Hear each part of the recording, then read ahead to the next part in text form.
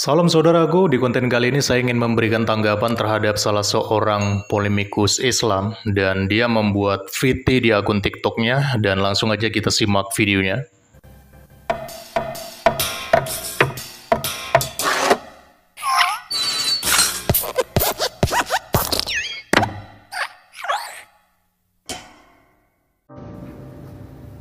Dan harus disunat. Tunjukkan satu dalil di dalam kitab bahwa kitab kalian tertulis kata sunat, dan untuk apa disunat?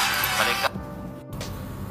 Oke, assalamualaikum warahmatullahi wabarakatuh, para sahabatku yang dikasihi oleh Tuhan kita Allah. Nah, di sini saya akan mencoba menjawab kebingungan RK tentang sunat di dalam Islam ya, yang mana dia hendak mu'alaf, tapi dia ingin umat muslim itu menunjukkan khitan atau sunat dalilnya di Al-Quran itu mana. Oke, RK, kutunjukin. Pertama teman-teman, dalam surat An-Nahl Allah Ta'ala menegaskan summa auhayna ilaika anittabi' millata Ibrahima hanifa. Kata Allah apa?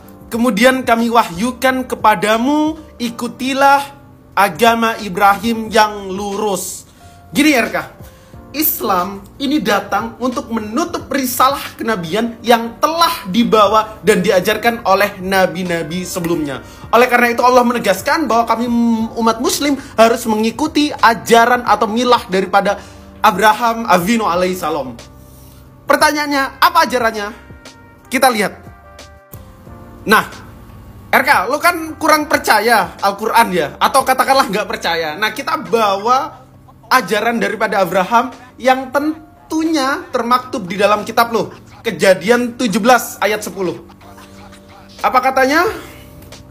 Inilah perjanjianku yang harus kamu pegang, perjanjian antara aku dan kamu serta keturunanmu, yaitu setiap laki-laki di antara kamu harus disunat, harus dikerat kulit katanmu, dan itulah akan menjadi tanda perjanjian antara aku dan kamu.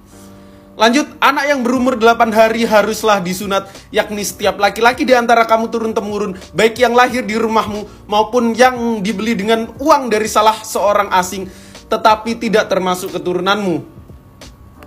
Ini sadis ini. Apa punishment orang yang tidak bersunat? Dan orang yang tidak bersunat, yakni laki-laki yang tidak dikerat kulit katanya, maka orang itu harus dilenyapkan dari antara orang-orang sebangsanya. Ia telah mengingkari perjanjianku. Nah, RK, tengok ya. Apa punishment? Ini mengejamkan. Apa punishment orang-orang yang berkulit sepertimu dan seperti kawan-kawanmu? Kata Hashem di dalam perjanjian lama, yaitu dia harus dilenyapkan. Enak gak kena milata Ibrahim? Kurang. Ku kasih tunjuk bahwa Tuhanmu yang kamu sembah, yang katamu pernah mati atas kerjaan Pontius Pilatus dan kerucuk-kerucuknya sebagainya juga disunat. Kita kasih nampak teman-teman. Lukas nih.